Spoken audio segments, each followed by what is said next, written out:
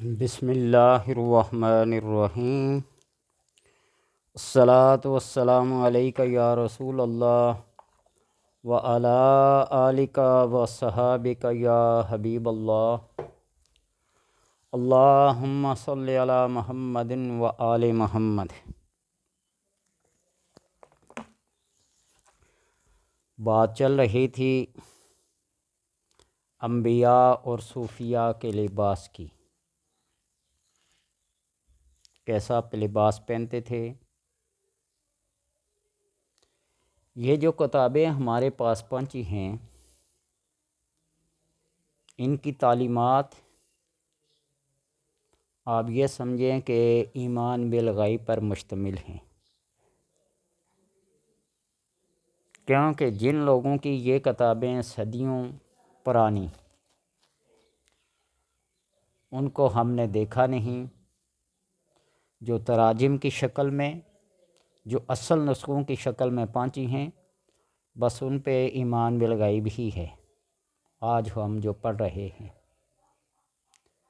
ہم کوئی ان کے پاس بیٹھے ہوئے نہیں تھے کہ ان کے لباس کو دیکھتے، ان کی باتوں کو سنتے، بس وہ کتابی شکل میں ہم تک پہنچا ہے، وہی آپ کے گوش گزار ہے۔ اور اس پہ کسی کا اعتراض، بابوں کو ہم نہیں مانتے، باب تشیع کوئی نہیں، ہم ایسا نہیں کہتے۔ ہم بار بار کہتے ہیں کہ ہم ہیں لکیر کے فقیر۔ ہم اس جرح و تعدیل میں نہیں جاتے، اس گہرائی میں نہیں جاتے۔ پاک لوگوں کے احوال پاک لوگ ہی جانتے ہیں۔ 1400 سال پہلے گزرے ہوئے لوگوں کے حالات آج ہم جو پڑھتے ہیں تو ہم ان پہ تبصرہ کریں، وہ تو ایسے تھے، وہ تو ایسے تھے۔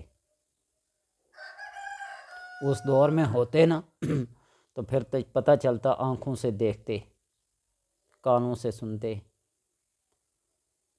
تو آج کسی کو الہام یا کشف ہوتا ہے، وہ صرف فرد واحد کے لیے حجت ہے، کسی دوسرے کے لیے نہیں ہو سکتا۔ تو لہٰذا یہ جو ساری کتابیں،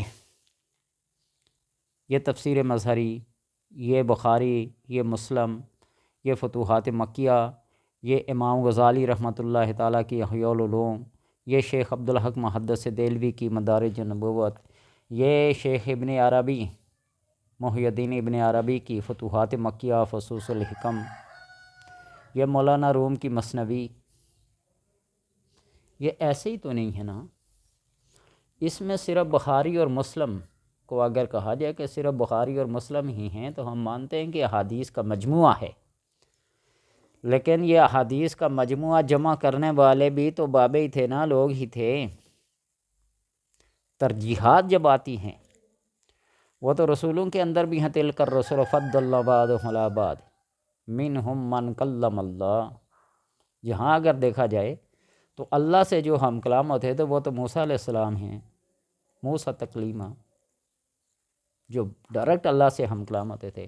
تو اس کا یہ مطلب تو نہیں ہے کہ موسیٰ علیہ السلام تمام انبیاء سے افضل ہیں۔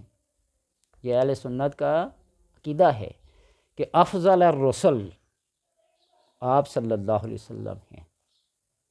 تو رب نے فرمایا تلک الرسل فضلنا بعضهم علی بعض، ہم نے بعض کو بعض پہ ترجیح دی ہے۔ تو اسی طرح ہمارے پاس جو روایات پہنچی ہیں، جو علم پہنچا ہے، وہ کتابوں کی شکل میں پہنچا ہے، صحیح ہے یا غلط ہے، ہمیں کوئی حق نہیں پہنچتا کہ ان کی توجیحات اور ترجیحات کیا تھیں، اس لیے کہ کتاب لکھنے والے کا مقصد کچھ اور ہوتا ہے اور سمجھنے والے کا مقصد کچھ اور ہوتا ہے۔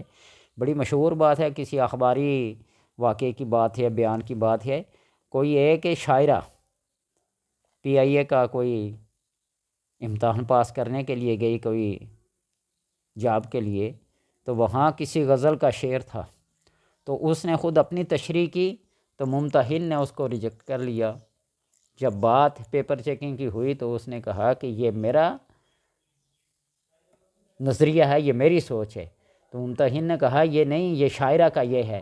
تو اس نے کہا کہ شاعرہ کو آپ جانتے ہو؟ تو اس نے کہا نہیں۔ اس نے کہا میں ہی وہ شاعرہ ہوں جس نے یہ شعر لکھا ہے۔ اس لیے معافی ضمیر کو جانچنے کے لیے صاحب کشف صاحب ضمیر، روشن ضمیر اور روشن دماغ اور روشن دین ہونا ضروری ہے۔ بات چل رہی تھی اصحاب صوف کی، صوف کا لباس پہننے والے۔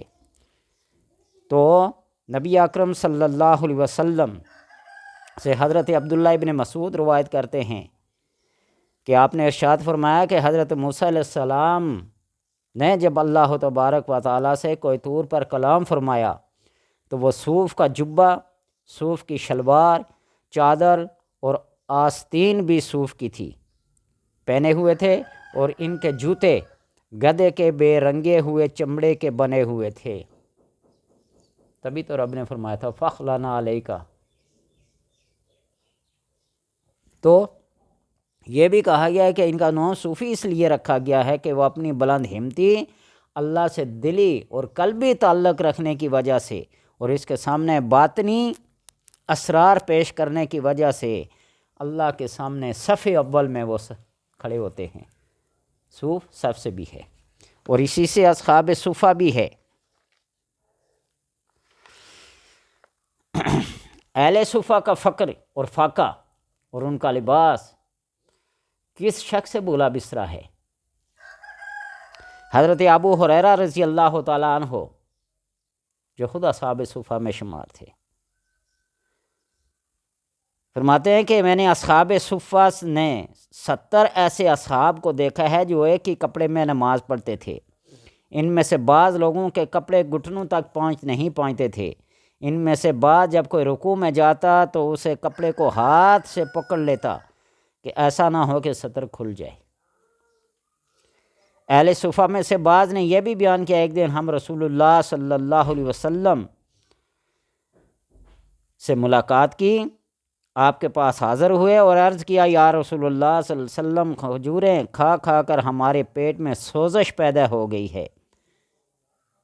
کھجوریں بار بار صبح شام دوپہر کھجوریں کھانے کی شکایت کی کہ کھجوروں کھانے کے علاوہ اور کچھ نہیں تھا، تو لہٰذا ہمارے پیٹ میں سوزش پیدا ہو گئی ہے۔